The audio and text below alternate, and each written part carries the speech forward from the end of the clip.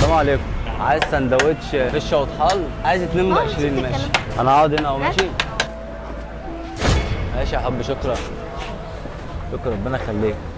عمو ممكن اكل معاك يا عمو؟ انا بقالي كتير قوي في الشمس وبمسح عربيات وما اكلتش. هو انت تبع مين بالظبط؟ تبع مين انت؟ تبع مين انت؟ انت جاي توسخي لي الاكل ليه؟ انا انت بنت الفوطه دي كده؟ طب انا الفوطه بس دي كده؟ العربيات يا عمو. انا امسح لك بقى وشك. يلا بنت امشي. ايه عملت لك؟ يلا بنت امشي يا ناقصه قرف. هو في ايه طيب؟ انا عملت ايه يلا بنت امشي. يا عمو؟ عشان خاطر عايزه اي حاجه بس اكلها يا عم، عشان خاطر. يلا يا بنت امشي بلا قرف. سندوتش. يا جدعان تبع مين ده يا جدعان؟ طب في ايه؟ انا عايزه بس السندوتش. بقول لك الاكل هيتوسخ، امشي يلا.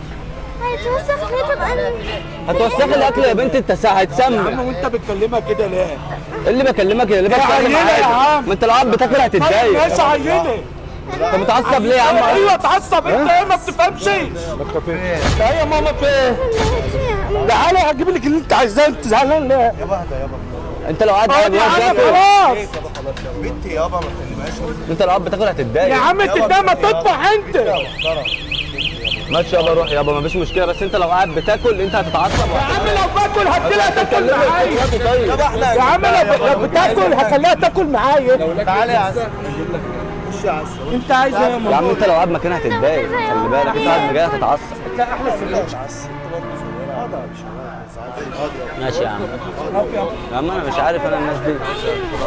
تعالى سيبك منه. اقعدي يا ماما هجيب لك اللي انت عايزاه ما تخافيش. انت عاوز ايه؟ اقعدي هجيب لك اللي انت عايزاه بس. ماشي. انت بنت مين يا حبيبتي؟ انت بنت مين؟ انا ماما متوفين، حرام عليك. في ايه؟ انت منين؟ انت منين طيب؟ انا اصلا ساكنه في بيت وانا واختي قاعدين في الشارع.